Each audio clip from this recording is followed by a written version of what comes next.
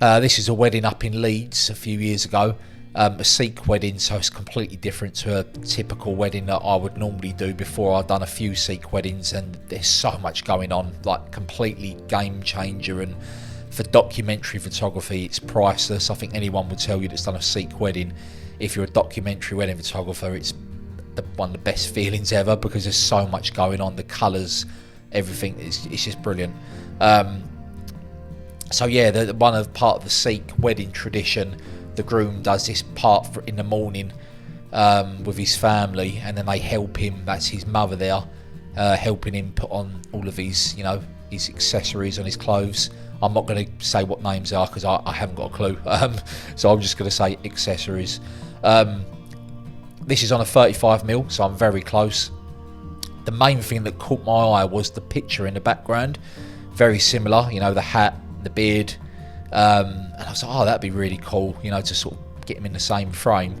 But I love that I waited for that moment of his mum here. I think it's his mum, might be his sister, helping him put everything on. So there's so much storytelling going on. There's the groom. So, I can't stand these portraits when every bloody wedding photographer just puts the groom at the window, looking out the window. Everyone does it. It's just so boring, and you want your photos to be original, and you can do that through documentary photography because you're not posing. You're literally just watching and just using your creativity. And the other people would have worked in this frame differently to me, another documentary photographer, but I've done it this way.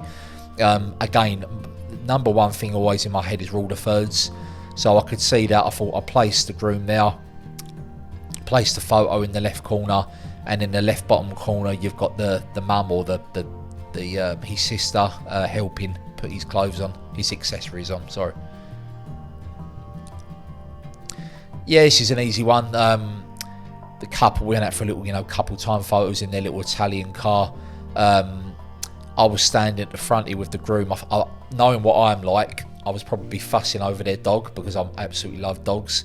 But I'm always watching and observing, and I see the bride getting out the car and getting helped by the florist here. I think it was the florist that was the lady that owned this Italian car. Apologies. So she's helping her get out, and I really like that moment. Straight away in my head I was like, close up with 35mm. I want to fill the frame. So when using the rule of thirds, you're pretty much always going to be filling the frame with important subjects. So you got the groom here with his dog having a little moment, and then the bride getting out of the car being helped by the lady that owns the car. So it's a nice moment for her to have, instead of just your typical staged standing in front of the car that she probably sees every bloody day at every wedding. 35mm again. I could see, people in the bouncy castle. I got a few save shots, but then I hovered about waiting for someone to do, hopefully, something like that.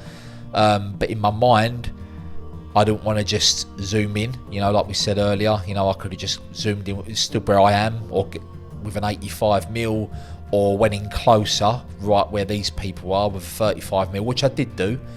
But this is my favourite one. I wanted to sort of stand with the crowd and make, use these people here that were having a drink.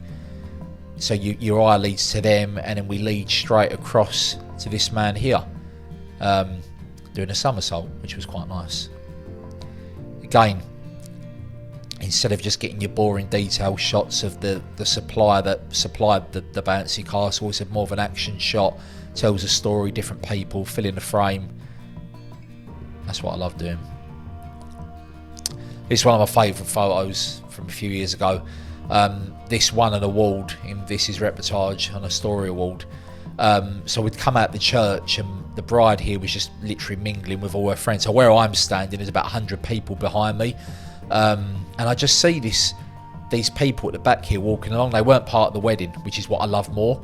And the little girl, if I zoom in, I don't want to zoom in because it's a little girl. I don't really want to show her face too much, but she it looked like she'd been to like a Disney princess party or something, and you can see that her mum has stopped to watch, and the little girl was obsessed with looking at the bride, which they would be. And it was that moment I kept watching, and I got ready. I'd already taken a few save shots with the rule of thirds in mind, with the bride here, and then the little girl at the back there. But the main thing that caught my eye was when her mum whispered in her ear. I don't know what she was talking to her about, but I would imagine it was something along the lines of, you know, oh, that'll be you one day.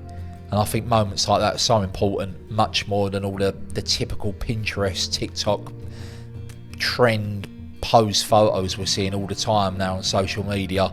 It's cringy, it's not real. This is what weddings are all about, real life.